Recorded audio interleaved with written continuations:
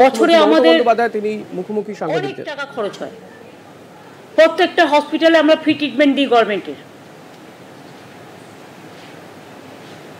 প্রায় 30-35 হাজার বাচ্চাদের আমরা হার্ট অপারেশন করে দিই বিনা পয়সায়। আমরা জেনারিক মেডিসিন দিই খুব কম পয়সায় আমাদের ডাক্তাররা হসপিটালে। তাছাড়াও fair price medicine centre, diagnostic সেন্টারেও প্রায় 70% পর্যন্ত তারা কনসেশনে পায়। এগুলো কেন করেছিলাম? কারণ স্বাস্থ্যই সম্পদ বলে। কিন্তু ইদানিং আমরা লক্ষ্য করছি, যেমন কেউ বাড়ির জন্য লোন দিলে তার উপর জিএসটি বাড়িয়ে দিচ্ছে,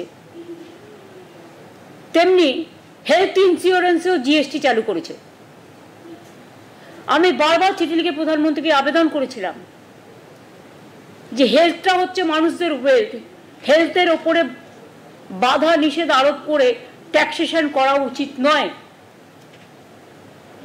আমরা রাজ্য জিএসটি করে দিয়েছিলাম একটাই কন্ডিশনে, জিএসটির টাকাটা আমরা আমাদের প্রাপ্যটা পাবো, কিন্তু সেটা তো পাচ্ছে না, সেটা হচ্ছে না। গরিব লোকেদের সব কাজ বন্ধ করে দিয়েছে সেন্ট্রাল গভর্নমেন্ট। তাহলে সেন্ট্রাল গভর্নমেন্টে আছে কিসের জন্য?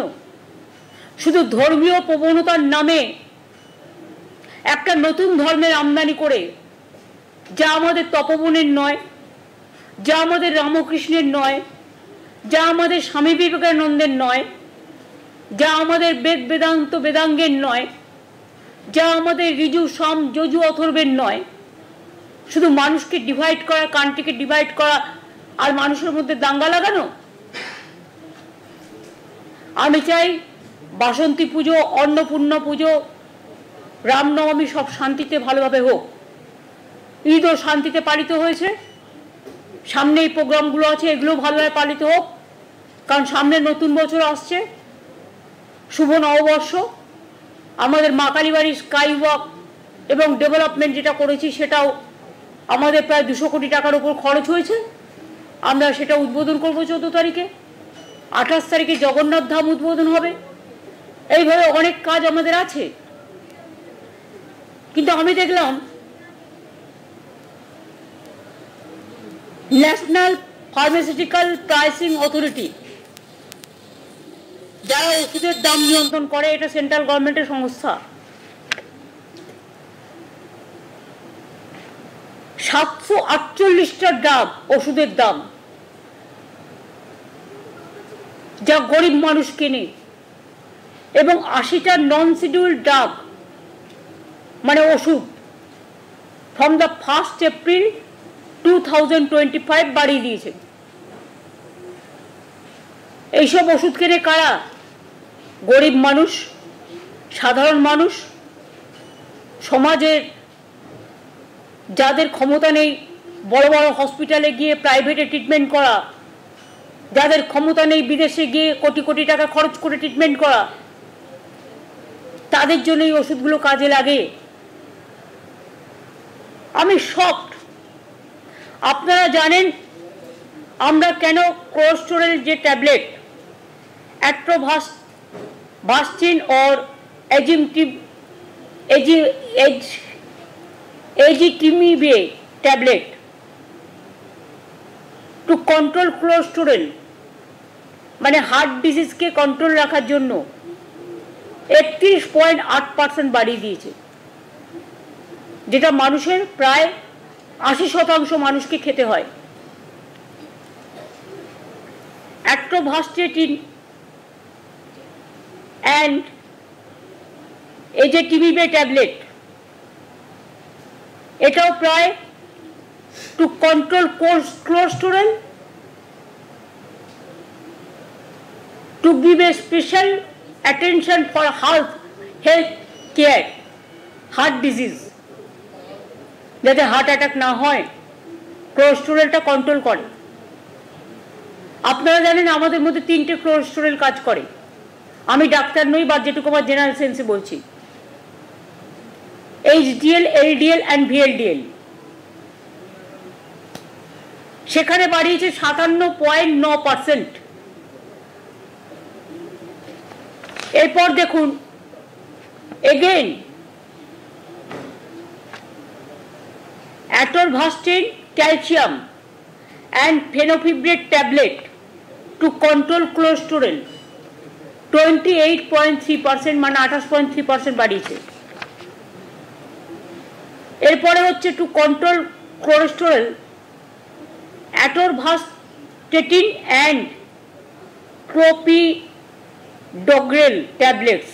আমার প্রনাউন্সিয়েশন ঠিক নাও হতে পারে because I am not doctor, I am not a medician, medical, I am not for medical science. To control cholesterol মানে কোলেস্টেরলটাকে লিমিটে রাখার জন্য যাতে হার্ট ডিজিজ না হয় এগুলো দেখে, সেখানেও বাড়িয়ে দিয়েছে 45.5%। এবার দেখুন to control cholesterol atorvastatin and ezetimibe tablets to control cholesterol, এগুলো সবই হার্টের জন্য মেনটেন করতে হয়, 115.8% বাড়িয়ে দিয়েছে। এরপরে দেখুন again the same type of medicine to control cholesterol 31.8% বাড়িয়েছে। again calcium, atorvastatin calcium and fenofibrate tablet to control cholesterol 17.9% বাড়িয়েছে। 70 এরপর হচ্ছে অনেকেরই জানেন বিপি মানে ব্লাড প্রেশার বেড়ে যায়, তার জন্য তাকে একটা ট্যাবলেট খেতে হয়, bisoprolol, fumarate and telmisartan tablets to control BP প্রায় প্রতি ঘরেই খেতে হয় কাউকে না কাউকে, 19.2% বাড়িয়েছে। এবার দেখুন গ্যাস্ট্রোটাইটিস, আপনারা জানেন গ্যাস্ট্রিক হলে সবাইকেই খেতে হয় pentoprazole and levosulfide capsule ক্যাস্ট্রো 19.3% বাড়িয়েছে। এবার দেখুন to control BP again blood pressure control করার জন্য bisoprolol, fumarate and telmisartan tablets to control BP, এটাও বাড়িয়ে দিয়েছে 19.2%। এছাড়াও like other drugs like amlodipine, amoxicillin, এগুলো অ্যান্টিবায়োটিক্স, সবটা কিনা আমি জানি না, বুদেশনিডে অ্যাজমা,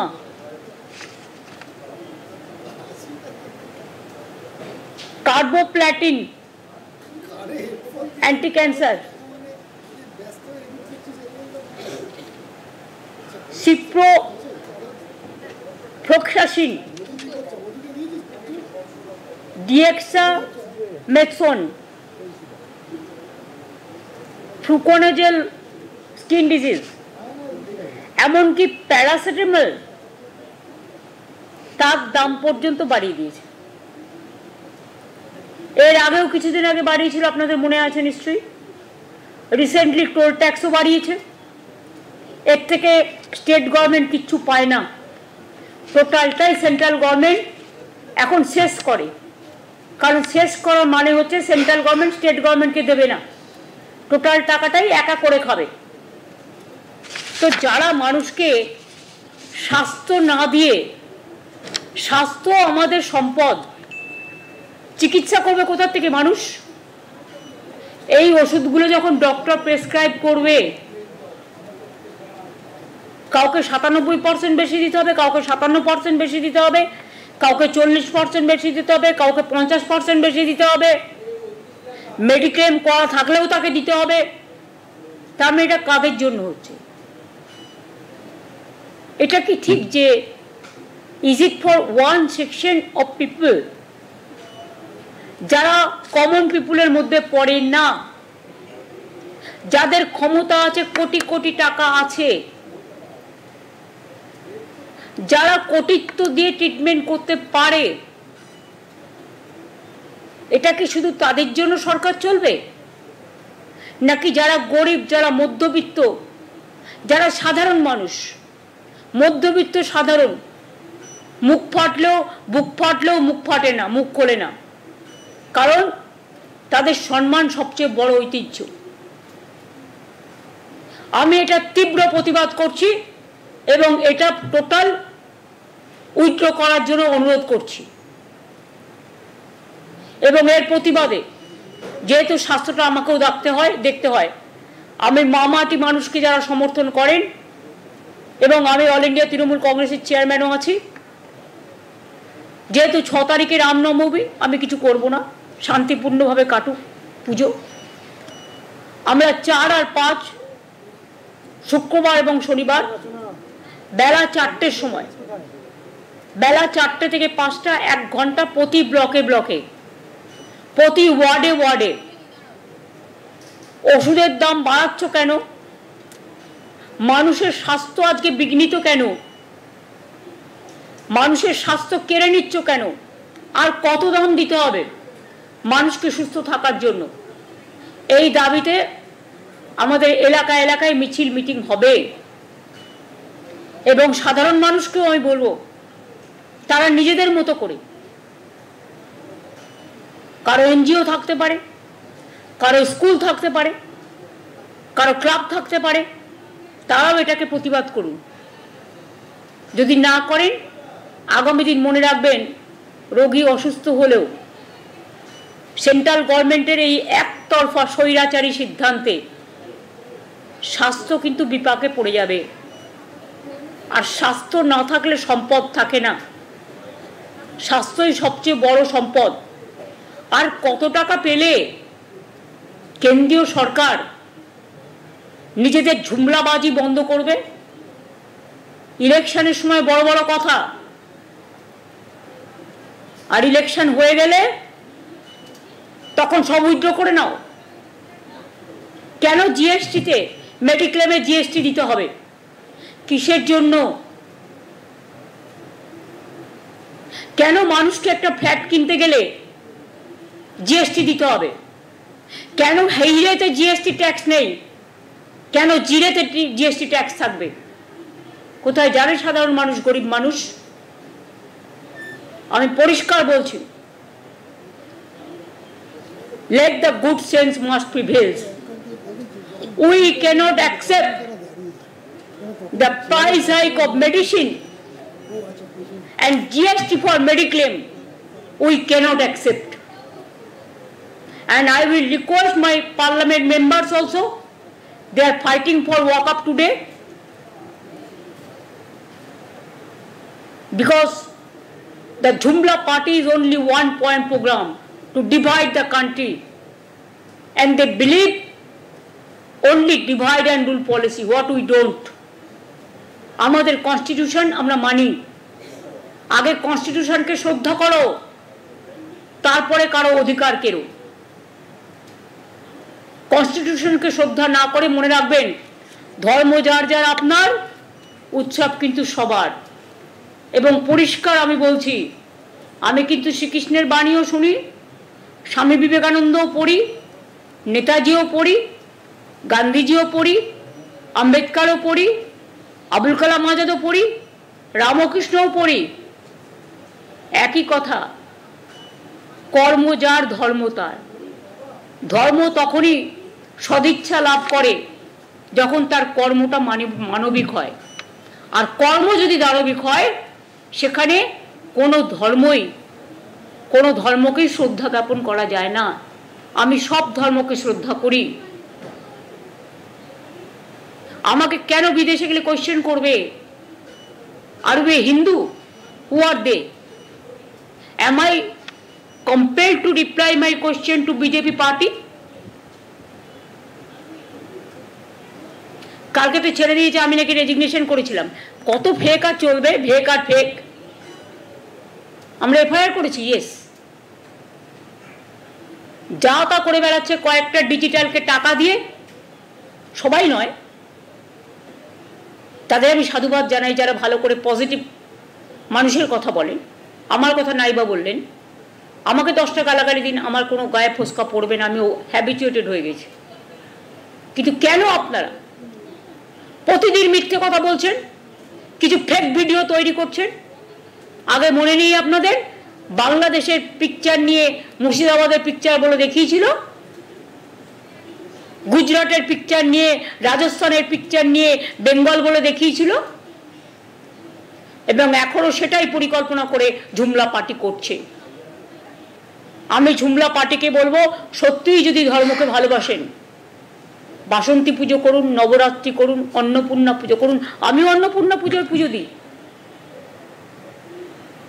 ইতিহাসটা জেনে রাখুন। যারা মিছিলের নাম করে দাঙ্গা করেন অস্ত্রশস্ত্র নিয়ে, অস্ত্রশস্ত্র যে কোনো পাঞ্জাবিরাও কৃপার নেয়। আপনিও সিস্টেম অনুযায়ী নিশ্চয়ই করতে পারবেন, পুলিশের রেস্ট্রিকশন মেনে। অন্য এলাকায় গিয়ে হামলা করা আপনার কাজ নয়। এবার আমার একটাই কোয়েশ্চেন, বলুন তো, এরা যে রামনবমীতে মিছিল করে, আমাদেরও অনেকে করেন, আমার কোনো আপত্তি নেই, আমরা চাই পিসফুলি হোক।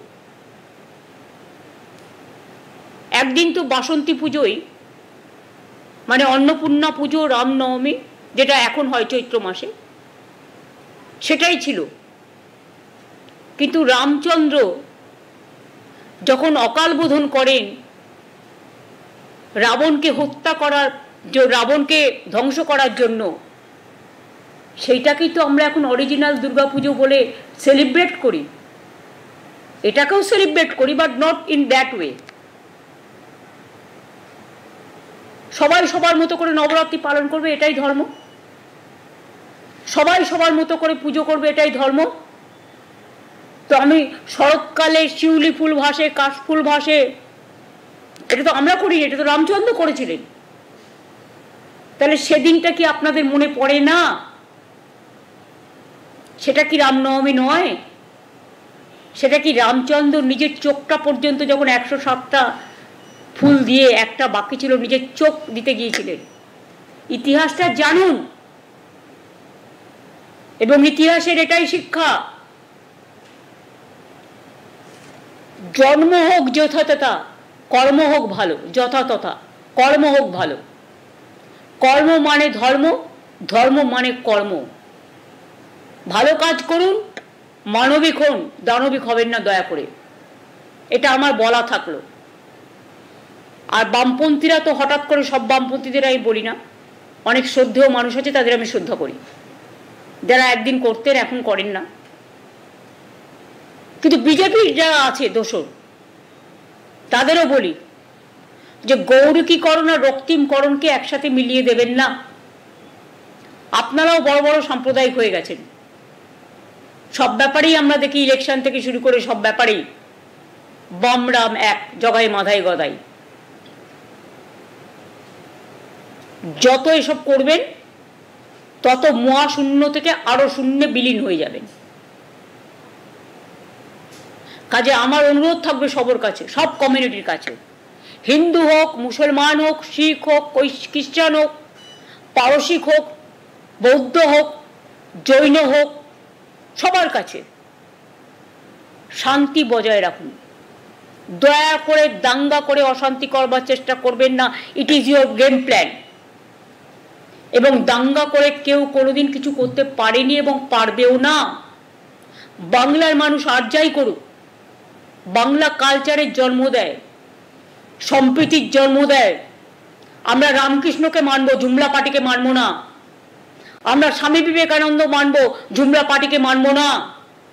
আমরা বেদ বেদান্ত বেদাঙ্গ বিদ্যাস্থানে বয়ে বচো মা সরস্বতীর বচনকে মানবো, আমরা ঝুমলা পার্টিকে মানবো না। আমরা সেই ধর্মকে মানবো যে ধর্ম সবাইকে শ্রদ্ধা করে, সবাইকে ভালোবাসে, সবাইকে আপন করে নেয়। আবার বলছি, আমরা সব ধর্মই শ্রদ্ধার সাথে স্মরণ করি। এবং বাসন্তী পুজো, অন্নপূর্ণা পুজো, রামনবমী, চৈত্র সংক্রান্তি, চড়ক পুজো, এটা আমি আবেদন করে বলবো যে আপনারা প্লিজ সাবধান হন। এমন কোনো ঘটনা যাতে না ঘটে কারো পরিবারে, যাতে একজনও কেউ মারা যায়। আজকের যুগে সোশ্যাল নেটওয়ার্ক খুব পাওয়ারফুল। আমি সোশ্যাল নেটওয়ার্কের মাধ্যমেও ডিজিটাল এবং প্রেস মিডিয়ার মাধ্যমেও অনুরোধ করব, মানুষকে বাঁচানোর জন্য আপনারা সচেতনতা বৃদ্ধি করুন। এ ব্যাপারে আমাদের পূর্ণ সমর্থন আছে এবং তাতে যার ছোট্ট কাঠবিড়ালির মতো আমরা যদি কোনো সাহায্য করতে পারি, আমরা আছি আপনাদের সাথে। এইটা আমার বলার ছিল। আশা করি আমি আপনাদের বোঝাতে পেরেছি। আমার বাংলা বুঝতে পেরেছেন কি পারেননি? ঠিক আছে, থ্যাংক ইউ সো মাচ। আগাম অন্নপূর্ণা পুজোর সবাইকে শুভনন্দন। তারপরে অবশ্য পয়লা বৈশাখ আসবে, তখন আবার জানাবো। মহাবীর জৈনের জন্মদিন আসছে, সবাইকে শুভেচ্ছা। সবাই ভালো থাকুন, ভালো করে পুজো, ঈদ, বড়দিন, মহাবীর জৈন, গুরু রবিদাস, মতুয়া ঠাকুর, পঞ্চানন বর্মা, যে ধর্মে যে আছেন, জায়েদ থান, মাঝি থান, সবাই ভালো থাকুন, সবাই ভালো করে করুন। আমাদের মধ্যে যেন কোনো বিভেদ না হয়। ঐক্যই হচ্ছে, সম্প্রীতি হচ্ছে বাংলার শান্তির মাটি। বাংলা কখনো বিভাজন মানে না, বাংলা মানে ঐক্য ও সম্প্রীতি। এই জন্যই গানটা লেখা হয়েছিল, এক সূত্রে বাঁধিয়ে আছে সহস্রটি মন, একই কার্যে সপিয়ে আছে সহস্র জীবন। এরকম অনেক গান আছে, অনেক উদাহরণ আছে। এর জন্যই বাংলার মাটি বাংলার জল রবীন্দ্রনাথ ঠাকুর গেয়েছিলেন, যেটা আমাদের এখন রাষ্ট্রীয়, আমাদের রাজ্যের মেন সঙ্গীত। এরকম অনেক উদাহরণ আছে, একটা নয়। এই জন্যই গান্ধীজি দাঙ্গা থামাতে গিয়ে দেশ স্বাধীন হবার আগে তিনি বেলেঘাটায় অনশন করছিলেন। তো এদের সবাইকে আমরা ভুলে যাব? দেখবেন বেলুড় মঠেও একটা দরগা আছে। আমি একদিন জিজ্ঞেস করেছিলাম বেলুড় মঠের মহারাজদের, তখন সুইতানন্দজিরা ছিলেন, যে আপনাদের এখানে দরগা আছে? বললে এটা অনেক আগে থেকেই আছে। তারাও তো পারতেন এটা ভেঙে সরিয়ে দিতে, কই তারা তো করেননি। তাহলে তারা যদি এক জায়গায় থাকতে পারে, আমরা কেন পারি না? আমরা তো আমাদের ঠাকুরের আসনে রামকৃষ্ণ সারদামার ছবি রাখি, স্বামী বিবেকানন্দের ছবি রাখি, কারণ তাদের আমরা মানবিক দেবদেবী হিসেবে পুজো করি। অহিংসা পরম ধর্ম, এগুলো আমরা মানবিকভাবে আমরা প্রচার করি। আমার এটুকু বলার ছিল, দিস মাচ। আমি আশা করি ওষুধের দামটা নিয়ে এবং এটা নিয়ে আপনারা একটু ভালো করে যদি মনে করেন প্রয়োজন আছে, কারণ এটা আপনাদের পরিবারেও দরকার হতে পারে কখনো। ক্যান্সারের ওষুধের দাম কেউ বাড়ায় বলুন তো? যে ক্যান্সার হ্যাজ নো অ্যান্সার, একবার মানুষ যদি বিপদে পড়ে তার কি অবস্থা হয়ে যায়। আগে ব্লাড সুগারের ওষুধের দাম বাড়িয়েছে, কিডনি ডায়ালিসিসের যে ওষুধ আসে সেগুলোর দাম বাড়িয়েছে।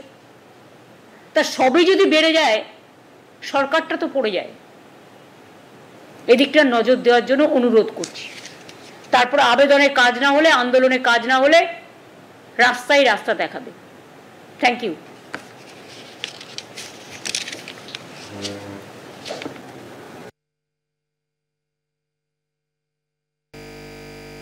নবান্নের সাংবাদিক বৈঠকে ছিলেন মুখ্যমন্ত্রী মমতা বন্দ্যোপাধ্যায়। সাংবাদিক বৈঠক থেকে ওষুধের দাম বৃদ্ধি নিয়ে সরব হয়েছেন মুখ্যমন্ত্রী মমতা বন্দ্যোপাধ্যায়।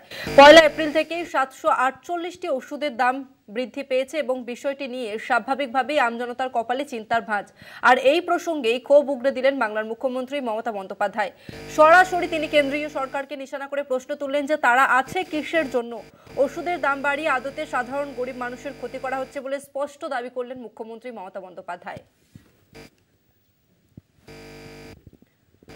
আর একবার জানিয়ে রাখবো, মুখ্যমন্ত্রী মমতা বন্দ্যোপাধ্যায় তিনি সাংবাদিক বৈঠক করলেন নবান্নের সভাঘর থেকে। 1 এপ্রিল থেকেই 748টি ওষুধের দাম বেড়েছে এবং যা নিয়ে স্বাভাবিকভাবেই আমজনতার কপালে চিন্তার ভাঁজ। আর এই প্রসঙ্গে এবার ক্ষোভ উগরে দিলেন মুখ্যমন্ত্রী মমতা বন্দ্যোপাধ্যায়।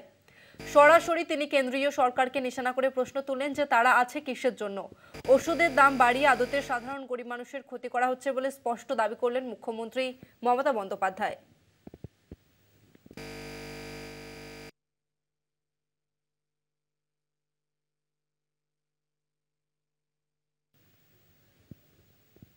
বেশ কয়েকটি ওষুধের দাম বেড়েছে এবং জানিয়ে কেন্দ্রীয় সরকারের উপর ক্ষোভ উগরে দিলেন রাজ্যের মুখ্যমন্ত্রী মমতা বন্দ্যোপাধ্যায়।